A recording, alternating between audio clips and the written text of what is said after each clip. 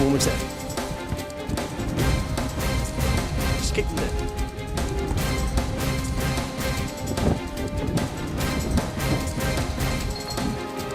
Right, skip there.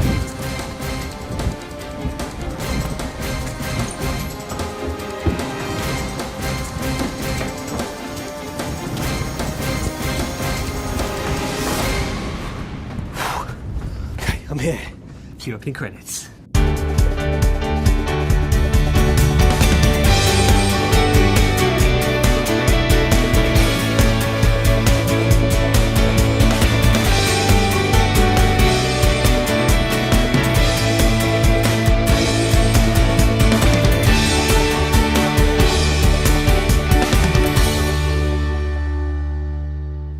Hello and welcome to another episode of Shaun's People. For those of you who haven't seen the show before, I'm Shaun, and over on my couch, where we're going to now, are my people. I'm going to introduce you to my people. Look, they're all laughing. Look at them laughing over here. I feel the same way. I feel exactly the same way. So we have James Kay. Hi. We're going to call you a health consultant, aren't we? We are. You're our in-house health consultant. Correct. That's correct. Michelle Wainwright, you're in-house. I'm a Liverpool mum. You're a Liverpool Running mum. families Liverpool. Okay. And you're... I'm Katie, yeah. And you're a Liverpool mum as well, aren't I'm you? a new mum, yeah. Brilliant. So now we know everyone is, haven't we? So yeah, you used to come back every week, didn't you? So Yeah, it's nice to most be weeks. back. Yeah, it's nice to be back. You enjoying being back? Yeah, it's comfy. Different location this time, isn't it? Yeah, we got orange juice last time. It's water this time. Yeah. But we'll manage. You've managed. But we got you here today because we're going to talk about what's going on in the news at the moment. It is, what was it? It was the HIV campaigners win NHS Drug Battle story, wasn't it? Let's talk about that, James. Okay. You know about health. Well, from what I can see happened is there's this thing they call PrEP, which is pre-exposure prophylaxis, which is a rather long way of sort of target hardening. People who might be at very high risk. Perhaps you're living with somebody with HIV, and if you take these drugs, which are basically a cut-down version of the treatment drugs if you get HIV, if you become HIV positive, then it seems that they can be quite protective from you getting it. And there was an argument about whether or not the NHS England, which is the main funding body for so-called specialised commissioning, said it's actually not our power. We don't have the authority to spend that money on those things. That's local authorities, because they gave local authorities the job of funding public health. Anyhow, it ended up in the High Court, and NHS England lost their case, and the High Court said, yes, local authorities can fund this. It's between 10 and 20 million a year, and but also NHS England can fund it. Right. But the not too great news for those who might be in that risky situation is that NHS England have declared they're going to appeal the case, so they're going to take it further. The background to this is the NHS is really strapped for cash at the moment, and maybe we can talk about that later. Yeah. But that strapped for cash, if you spend it on this, you can't spend it on that, and it's 10 to 20 million pounds. And you might say, well, what about all the money you save? And the bizarre way our public finances work is that you don't save it out of the same budget. Yeah. So it's the hospitals and the primary care budget that might make the saving from somebody who went on to contract HIV. And of course, the poor person who's got it is the one who pays the biggest price. So that, I'm afraid, is still bouncing backwards and forwards as a live issue. Well, were you two aware of this, here? Well, no, I don't really know anything about that specific area. I hadn't heard that. But I think there's always an issue about what is funded and what medication is funded through the NHS, you know, through like NICE and the guidelines that are put out. And they follow a criteria that I don't think members of the public are actually even aware of. I mean, I don't think I would know what is available for me and what, perhaps, again, it's that location lottery, what would be available for me if I went down into a different area, if another area funded something else, and then what is nationally available, but that again is only a possibility, depends on your local area. So I think it's like a bit of a minefield, really. Yeah. I completely agree. There's a national organisation, you mentioned it, NICE, the National Institute for Clinical Excellence, and they do have ways of making decisions, and they do involve members of the public in their decision-making processes. I'm going to be a little bit cynical with that one, because I've never been involved in a decision-making process from NICE, and I don't know anyone who ever has been. So go online and look it up and get involved. That's one of my biggest messages. I don't mind at all people being critical of our health services, but don't do it from afar. Get involved. And if you contact NICE, they will give you an opportunity to be involved. They have big patient panels. I'm not saying you're going to agree with what they decide. No. But, you know, we do have to take decisions based on if we spend it on this, we can't spend it on that. Yeah. There's a bigger issue about how much money goes in altogether. There's a bigger issue about the non-clinical budget spends from the NHS. I think, you know, the non-clinical budget spends from the NHS. I would have issues, the marketing budget, the consultation budget when it's a tick box exercise. Yeah. You know, I've got massive issues with the NHS and the non-clinical spend. Do you get involved with your local NHS?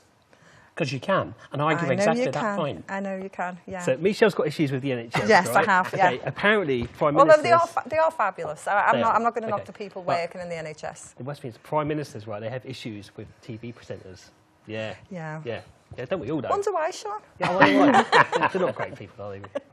They're a bit weird, aren't they? Are we going to get into a conversation about how much Shaun gets paid now? Oh. We can't disclose, it's all classified information, that is, so we won't talk about that. But apparently, right, the PMs think the BBC presenters are getting paid too much money, because some are being paid like $450,000 a year, which is more than the Prime Minister. So, do you think TV presenters are worth that money? Please say yes, because I want a pay rise. I've got no problem with people earning that amount of money, and I'd never ever judge it against the Prime Minister's salary, because there are plenty of people in this country who earn more than our Prime Ministers. Yeah. It's a public office post. I think the issue would be, and I can see James ready to jump in, would be the fact that if it's BBC presenters, it's public money. Yeah. And so if you work for ITV, off you go. What you know you want. BBC, is that a different issue? Yes, it is. But it's out of public funds, it's out of our funds, and we don't have a choice. I think what the government are trying to say, to be fair to them, which won't be very popular, but what they're trying to say is we want people to see. We want people to see how much they pay. Disclose it, and then you can make your own mind up. Yeah. Whether it's worth that amount of money. I know. But keeping to the entertainment theme, right, we're going to talk about Jason Bourne now. Me and James, we didn't see it together, but we saw Jason Bourne, didn't we? Yeah, we did. Now, we talked about that as well. No, right, what you said to me earlier, you said you don't like the camera movements, right? But what we're going to do now is we're going to do a camera movement shot with me and you walking to the couch. All right. Here we go. Here we go. Is this bit? So this is the... So this, why don't you like these kind of shots here when we move and talk to the camera? Well, I don't mind the idea of doing a walking, talking shot. Yeah. That's okay. That's a staple. It's this shaky cam. I don't want to reach out and shake. There you go. This shaky cam idea. It makes it more exciting. It doesn't. It makes it harder. It makes it harder to see what's going on. And they really, really overdid the shaky cam nonsense. So this is what you didn't like about it? Well, it was part of what I didn't like about it. The other thing I didn't like, this is a sort of Back to the Future almost for the Jason Bourne franchise. So the second and third movies in the Jason Bourne series, which are generally seen as being the classics, they were with a guy called Paul Greengrass. He was the director. That's right. Yeah. And he then left and went off to do other stuff. And then there were rather dull versions that followed. Now they're back together. So you've got Matt Damon and Paul Greengrass back together doing a new Jason Bourne. Yeah. I was underwhelmed, I'm afraid. I go to these websites, Metacritic, International Movie Database, IMDb, all that stuff, and I track what the critics say. And the critics were moderately underwhelmed. They gave it like 3 stars across the board. And one of the things they said, and I completely agree, is it's plot light. Yeah. It's also nonsense, some of the plot. It just doesn't make sense. Did you know that Matt Damon only spoke 288 words in that whole film? Well, that's it. That's right. He's part of the character set. Yeah. Is he's Mr. Confused, strong, sort of dangerous, and all his work is inner work. The stuff that works in this, and if you like your action movies, and particularly if you like a good car chase, you'll really enjoy this one. There's some fantastic car chases in this. I didn't like the car chases too much. I felt by going to Las Vegas, it's cheapened the franchise up really. They trashed Las Vegas. It's never going to be the same. They trashed them like really like nice European city, but went to like cheap old Vegas, didn't they? For that so you think you'd rather see it was Berlin or London or I think so. It gives it more of a cultural filter, I think. It's just like, I just felt Vegas it made it look a bit cheap. That's what I felt. I didn't mind that. To be honest, I got sucked in at that moment, despite my reservations about the plot and some of the ways they were carried out. I got sucked into the car chases. Here's one thing I didn't get sucked into. I didn't get sucked into the idea this guy, who's being observed by spy cams everywhere, walking around major European cities, in Germany, Berlin, walking around looking exactly like he always looks. He wore the same leather jacket all the way through the show. Didn't he think this might tip off somewhere an alarm that went, oh, face recognition, that's our man. None of that went. They didn't treat us with respect as an audience, I thought. As you liked it that much, they're going to be bringing back a new Bourne film. Universal want to bring that back all the time. Probably like the Star Wars films, I'm not sure, but they want to bring back loads. So, they're going to more. Well, apparently that's the rumour. So it's going to get tired. Sorry about it, James, it's going to get tired. But anyway, we're going to end on that note, okay? On that nice positive note. Okay, but we're coming back in part 2. We're going to speak to Michelle and we're going to speak to Katie, and we're going to give you a chance to win some more competitions.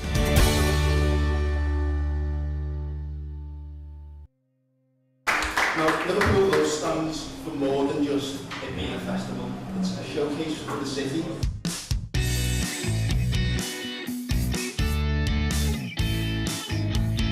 And what makes it so great? It's a platform for independent businesses, for arts and culture groups, for grassroots musicians. And really, you know, it was taken under the wing of the city last year. And we're really appreciative of the fact that Liverpool took it under its wing, and really we hope that this year we can stand up to that. Last year we had over 200 local businesses showcased at the event. There was over 35 contributors to the programme, over 50 bands and local acts played on the lineup. And we managed to invest over £75,000 with local companies, which was the real reason that we started this festival, to make sure that we celebrate the city. And we wanted to put a real focus on everything that makes this place great and stand out from other places around the UK.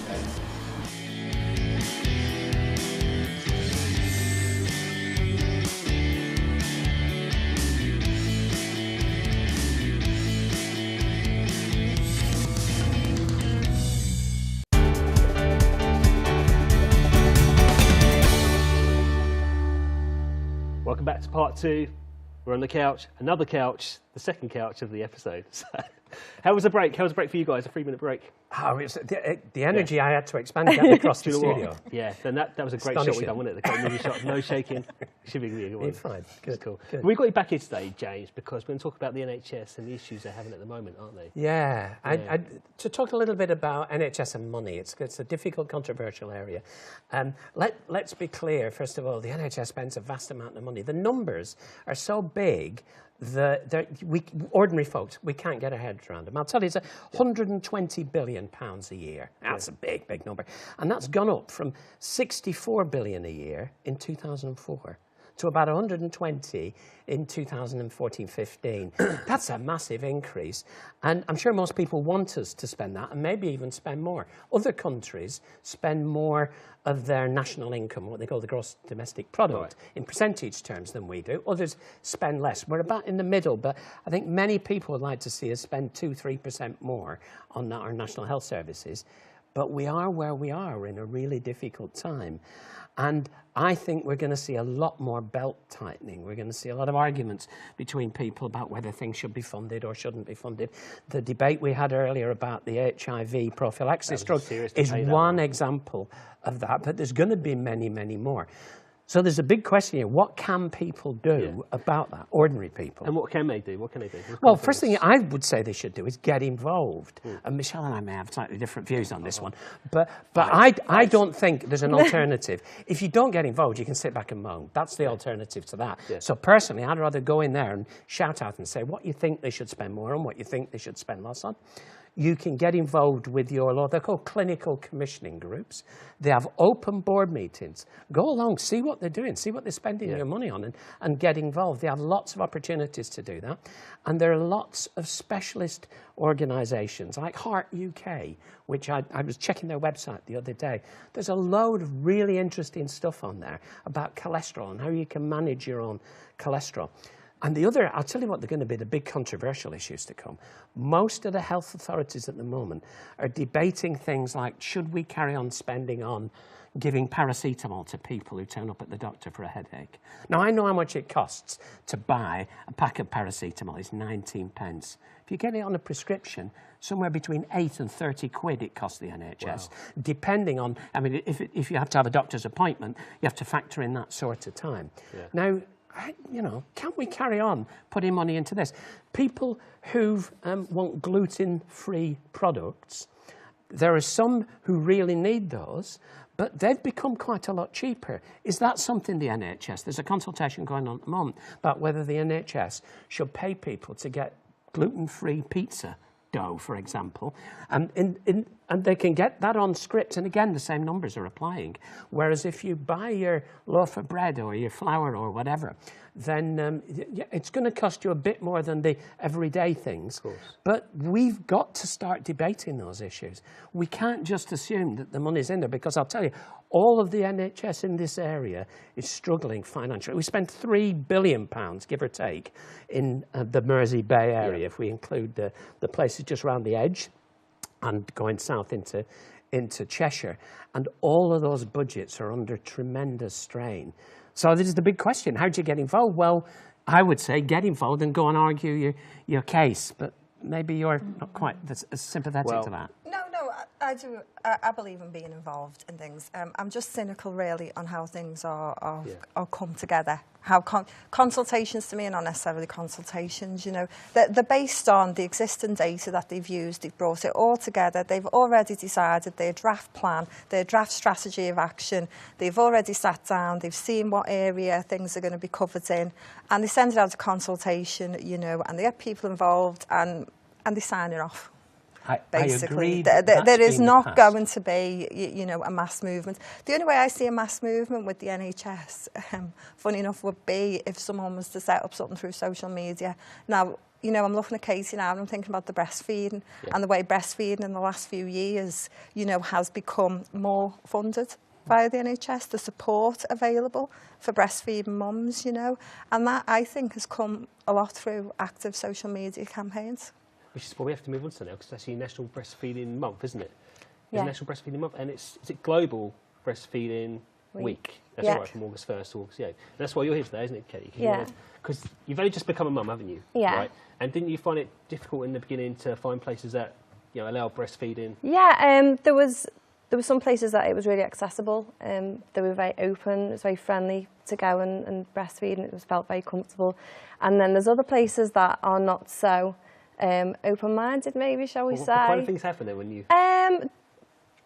just to be made to... Well, yeah, I'm not going to name and shame, but there's, a few places where I've been made to feel quite uncomfortable. Right. You know, I've left because I've been made to feel very self-conscious of doing something that's obviously completely natural. And I just found that it was quite bizarre, really, that anyone would kind of make you feel like that when you're doing something that is, you know. So what did you do after? What steps did you take to making? Well, I contacted you, didn't I? You did. And had a little chat. That's the answer. If you've got any breastfeeding problems, straight to Shaun. I spoke to a lot of people about it, and I've got a good network of friends who have experienced some similar things as well, but also to speak to the places that it, you know, could have been a bit of an issue for, and to get a bit of feedback as well from staff and from people who are going to the same place as I was. So you met Misha, because Misha is from Families North Liverpool, isn't it? So you Families Liverpool now, you know. Do you go through this sort of thing on your website? Like? Well, we do put information up there about, you know, what breastfeeding support might be up there and what breastfeeding friendly places might be around. But you shouldn't have to distinguish between a breastfeeding friendly place and, oh, don't go there. It should just be the same place. You shouldn't have to distinguish that. I mean, I have got to say, I did not breastfeed my children, so I am not, you know, of that same mind as Katie there, but people should be allowed to go where they want to go to do this. And you can see the fact that you've got a breastfeeding week and a month, a global month, shows you that actually there's a problem. Because people aren't doing this to get, you know, making a big song and dance about what they do with their children. They're doing it so that, you know, people aren't made to feel the way Katie's felt. I think as well it's interesting because people don't realise that for the mum, it can be a really nerve-wracking experience to be doing that in public anyway. Yeah. And, you know, it's not about exposing yourself, and it's not about, you know, being like a show-off about something. It's actually something that is a very private experience that you're having to do in public because you're out and about, you're having to do your shopping or whatever. And that, in fact, you could be having a real, like, nervous anxiety kind of experience. Yeah. You know, it's not, for everybody, it doesn't come naturally, and for some people it does, and that's great. But for other people, that, you know, all you need is a bit of support and for no one to kind of look at you and be disgusted. Yeah. Yes, Michelle. So, you got any more breastfeeding places coming up? Sorry. Oh, you see, a mouthful, isn't it? Okay, what have we got this weekend? Sorry. This weekend. Yeah, so what can families do this weekend? This weekend, okay. Breastfeeding friendly places as well. They will be because they are family events. We've got Liverpool Loves Festival. It's on at the Pierhead. It starts tomorrow up until Saturday. Saturday's really the day for families that you want to get down there. There's loads of stuff on. You need to go onto Families Liverpool website and check out what's on because they might need to register for some of the sessions. It's free, but they've got like some free music sessions on. They've got circus skills. They've got a really good one, you know, which is in the kitchen, where you take the kids to maybe do a bit of cooking, you know, teach them how to make your tea, get them all sorted for that. There's loads on. It's like a real fun day out, you know. It was great last year. It's going to be even bigger this year. Knowsley, don't want to miss Knowsley out either, you know, because this weekend they've got the Knowsley Feel Good Festival. This is on Saturday afternoon. Now, this will be right up James's Street because it's all about health and well-being. It's their second year. It's all about promoting health and well-being. Again, loads of family fun activities down at Courtay Park. And it follows on the Sunday with the Knowsley Flower Show. Okay. So 2 actually really big weekend, you know, activities going on there. And I just want to throw in as well, because I know we found a lot of our families with older kids are struggling with things to do coming into the, you know, August of the summer holidays. Just to let everyone know, there's an offer on with Aerial Extreme up in Knowsley, 20% off if you book online. It's the high adventure ropes, you know, it's absolutely brilliant, you know, for the older children. Right, and we'll put the website up on the screen so people find more information that way. Great. Sorry to rush you there, but... That's fine, I can talk quick. So go on to Families Liverpool anyway, we'll have it all up there. No worries. Okay, and we're actually giving away competition tickets like we always do. If you want to go to the cinema this weekend, you can enter this competition. I don't think you'll be going back, will you? Okay, but so basically we're giving away tickets to Suicide Squad, and the question is, Will Smith and, is it Margot Robbie, were both in Suicide Squad, but which film did they both star in 2015? Okay, was it Concussion, Focus, or The Big Short? So just send the answers to the email address on the screen or tweet it to us. That'd be really handy. And you've got a quick question for a giveaway as well, haven't you? I have for a quick giveaway. If you fancy a couple of tickets to local theatre, the group Add Enough are doing Great Expectations in the Grand Central Hall here in Liverpool, and they're doing that on Bank Holiday weekend, the Friday, Saturday. If you can tell us, what was the name of the convict? What was the name of the convict in Great Expectations? And just send in that name, and the first person with the right answer will give you 2 free tickets to that show of a night of your choice. Email address on the screen now. Right, that is it for this show. We'll be back next week. We won't be back with James or Katie or Misha, but thank you very much for coming in, though. I don't know. You might be back. We've got loads to say. Well, we'll see you next time on the Shaun's People.